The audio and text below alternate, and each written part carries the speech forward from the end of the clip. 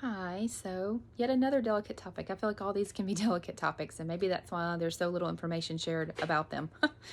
But anyway, delicate topic for today is just because you don't see it doesn't mean it's not there. Now, that's a phrase that we say about a lot of things, not specific to autism, but as a mom, as an individual, there are all moments where we put on a happy face.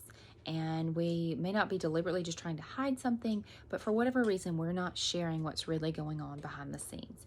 And that's okay. I'm not saying that you should always just share everything, but there are times where what you may see on the outside is not at all of what's going on. There are times where a child may appear totally fine and may appear, like they're coping and they're handling. And I've even had, parents come up to me in those moments and say, "Oh, he did such a good job. He was doing so good today."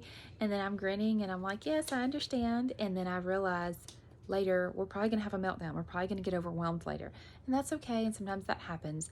But you don't want to put your child's meltdown on display. You don't want to advertise, "Oh, we had a meltdown. We had a big issue and we were overwhelmed and this is what all happened." You don't want to do that. And that's not, advantageous for anyone. But just please be understanding with families and individuals that you may see a meltdown and you may not understand what led up to it. You may not understand that there's so many other things going on behind the scenes. You may see a child in Walmart and think, "Oh, they're just throwing a tantrum because they didn't get that toy that they wanted." It could be that, of course. But it could also be so many other things like, "It's too loud in here. This is really causing me pain. I can't cope with the noise. That squeaky wheel going by is driving me crazy." Or, "I'm extremely tired and I'm overwhelmed. There's too many people around me. I don't know what to do." Or, "There's so many bright colors and bright lights shining in my face and, just so much going on. I can't process this anymore."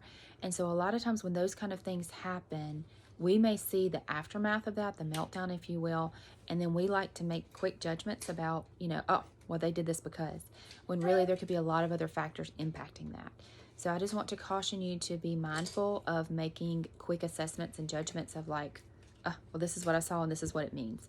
And that goes, like I said, both ways. It may be because you see the behavior, appear, but it could also be because everything looks smooth and perfect on the surface, but it's not. There may be a lot going on, and you may see a child with autism that's doing great, and the parent is proud of them for doing great, but there's still going to be other struggles going on behind the scenes that you may not be aware of. So just please try to be mindful of that and careful about things that you say, and just your perceptions. These kiddos, even when they're not speaking and even when they can't communicate with you, so many times they understand and they can pick up on your gestures, and they pick up on even the tone of your voice and all of these things. These kiddos are very observant a lot of times. They just can't necessarily communicate it with us. So parents a lot of times, and I'm guilty of it too, will say things and discuss things around the individual with autism and not realize that they're understanding what you're saying, and they may see it may hurt their feelings, or it may be a negative thing to them. So all of this stuff is so important to remember, and to just ultimately be kind and be aware of what you're saying and how you're responding.